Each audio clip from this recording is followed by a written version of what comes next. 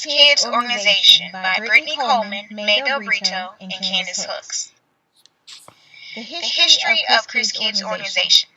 The organization was established in 1981. It's a nonprofit organization that focuses on behavioral health through individual and family therapy. They also provide safe home environment for children that are deprived or homeless. The organization operates in 6 counties in Georgia, which is DeKalb, Fulton, Clayton, Gwinnett, Douglas, and Chatham. The organization takes referrals from doctors' offices, hospitals, courts, state agencies, and self-referrals. Chris Kids currently provides services mainly through the juvenile justice system. In Georgia, the statistics for juveniles involved in the juvenile justice system is about 18%, and that's from 2014, and that number is steadily increasing. You have a lot of families are starting to have children that need more services than what Chris Kids can provide. The new process for referrals is needed in receiving new clients to be able to outsource clients for more inpatient treatment that Chris Kids cannot provide.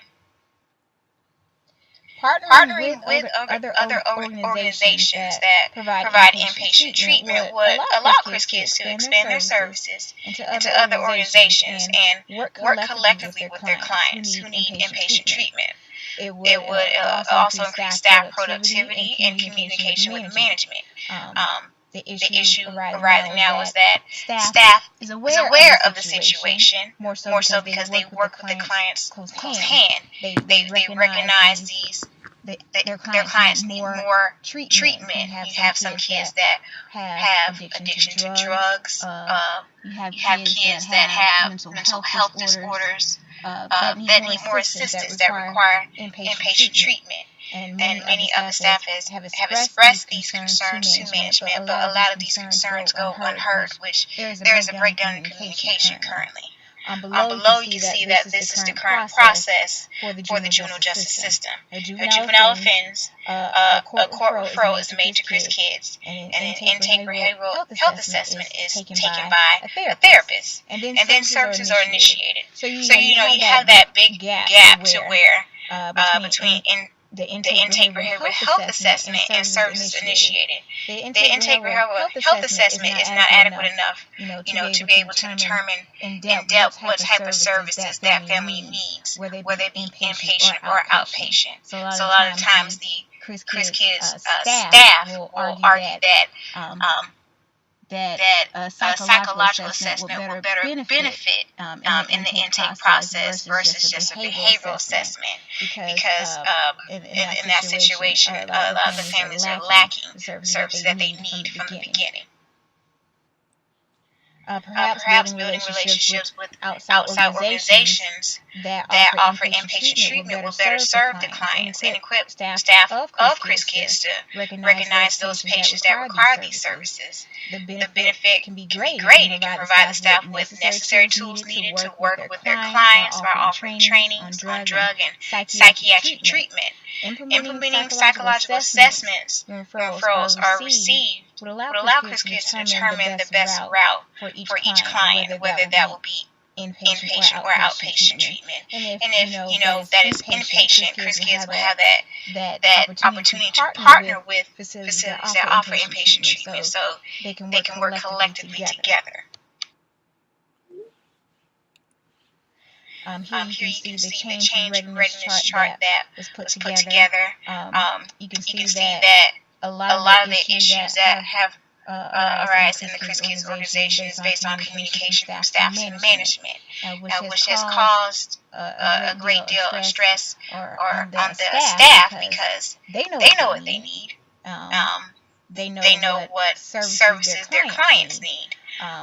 It's just the getting that information across, getting the services in place, and making that change effort, making it happen. There's some more information on the readiness, change readiness survey. Then you have the diamond model.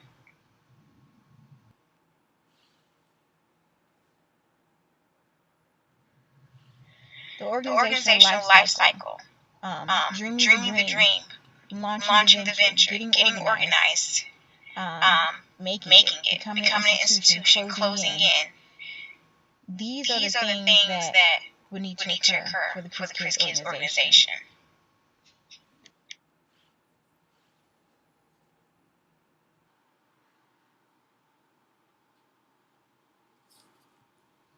Interventions. Building coalitions, empowerment of employees, communication of vision, establishing short-term wins, building coalitions. Chris Kids would need a team of people, and that team of people in the building coalition would be the therapists, would be the care coordinators. The care coordinators are the ones who organize what these families and children need, schedule appointments for them, get the programs that they need. You would need the psychologists. You will also need the supervisors who supervise the therapists.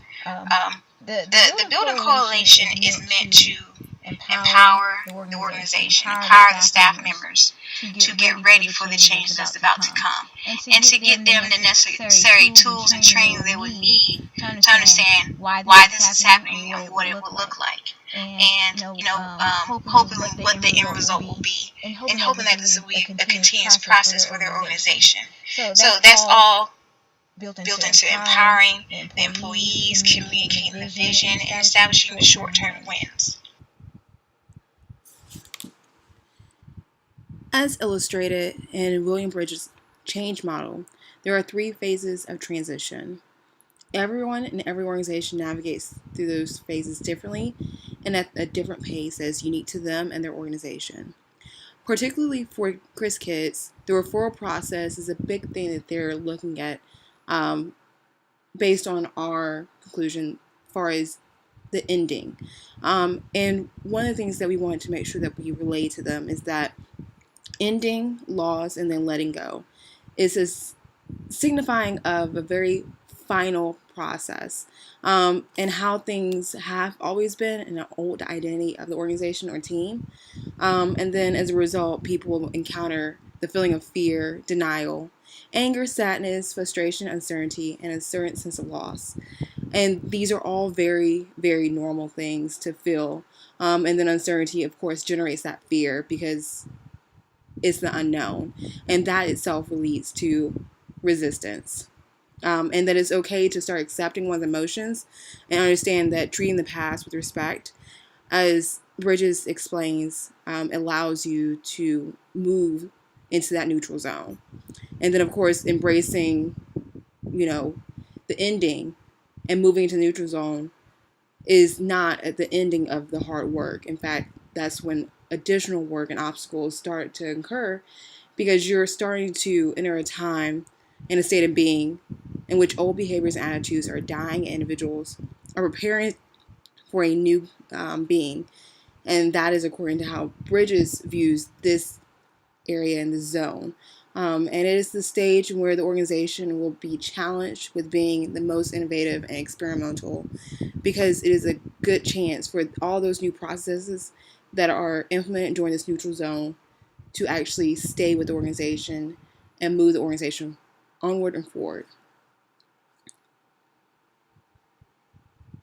And of course, from that movement, you lead into the new beginning.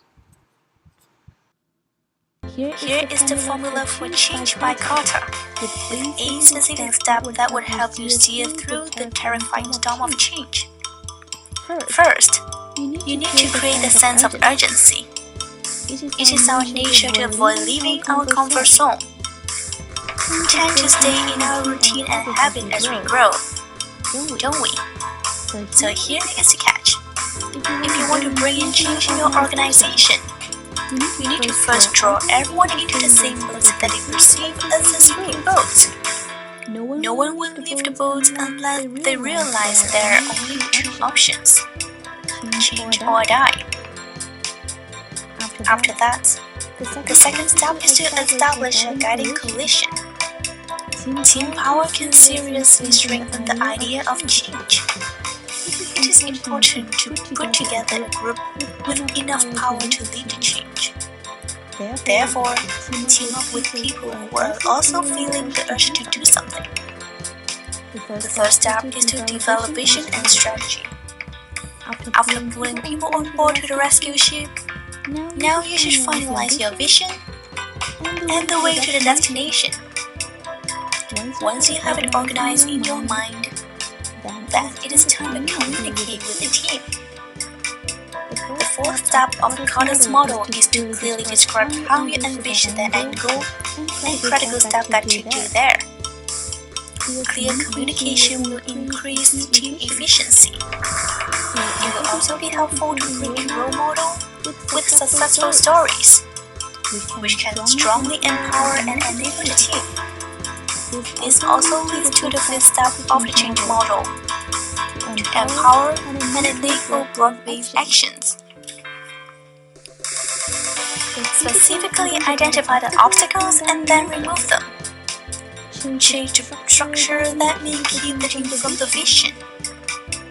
Encouragement is also very critical at this point, especially when your team is going through the process of risk-taking, new ideas, and innovative activities that may sound crazy to the outside world. After that, it is almost halfway through the process of change. It is time to take a break from selling and have an evaluation. But more importantly, it is time to celebrate. You have put in so much effort that this is time to gather and enjoy, as you have reached the sixth step, generating short-term wins. Let's celebrate what you have conquered so far. Nonetheless, remember you're not there yet. The seventh step is another critical point of the change process. After some celebration, make sure you consolidate gains and produce more change. Yes, you have overcome so much in the previous months, but the mission is not done yet. Keep going and don't forget the final destination. Now I know you're all tired as you have powered through 7 steps already. But keep your heads up as you are at the last step of the change process, anchoring new approaches in the new culture. Congratulations, guys! You have now arrived at your destination. But don't get too excited yet. Lower down the anchor so that you won't fade away with the flow. Make sure you articulate the connections between new behaviors and organization success. Wrap it all up and be sure it is secure in the new culture. Last word of advice. This 8-step of change model is cycle. Meaning if you want to stay alive, it can be time to start all over again. Good luck.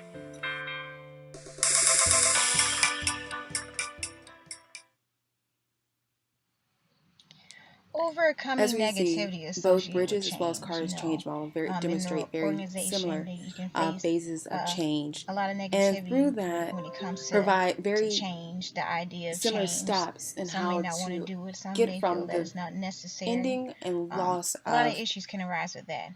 a process, an idea, identity of an And organization, when that and then arises, you moving address it into accordingly. a very new And identity it's and a expected. new way of being. So, with And that both being really said, that do doesn't stop have the a change, beginning that doesn't and then stop the also process. destination, because as we saw You in the continue video, it and you just address change these is concerns continuous. that your It's staff never would an have, that ending, management would but have, you or are whoever always that may going through the be, to process, and there continue the may be new change and things move that forward. arise that cause you to relook and revamp how things are going, and you're always in a cycle. So it's never an ending process. But also, you're also emphasizing, identify the areas where areas of change is needed, where a process or a vision can be accomplished, and how that change can be assessed and ultimately implemented. And then how to communicate that to the team, and how to build that team, whether it be a guiding coalition or a team of individuals in the organization that are change agents, is necessary to be able to communicate that to every member eventually, and how we want the entire organization to move forward. And then how, from that communication, how things are going to be implemented, how that change is going to look. And then continuing to reassure individuals throughout the process that it's not easy, but is necessary. And then just remaining positive and continuously, sticking to the change, and then ultimately having that change result in a culture shift and that change becoming part of the culture. Recommendation for sustainable changes: positivity, engagement, feedback, celebrate. Having a positive environment is ideal. In a lot of organizations, and especially when there is a major change effort taking place. Engaging the staff. You can do that through trainings, through different activities that gets the staff upbeat and ready for the process that is coming. And getting feedback is most important, and that is in all communication with your staff and communication from staff to management. That's very important because, as I stated before, when is the therapists or the care coordinators working with these clients who solely work with these clients, they understand the needs of their clients and what they need versus the management who don't work as closely. So getting the feedback from the staff itself is ideal in creating a change effort and making it successful. And then you celebrate. What organization doesn't like to celebrate together?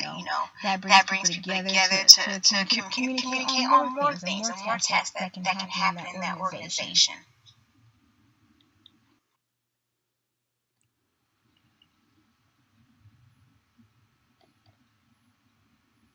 And that concludes the slide. So change is coming. Are you ready?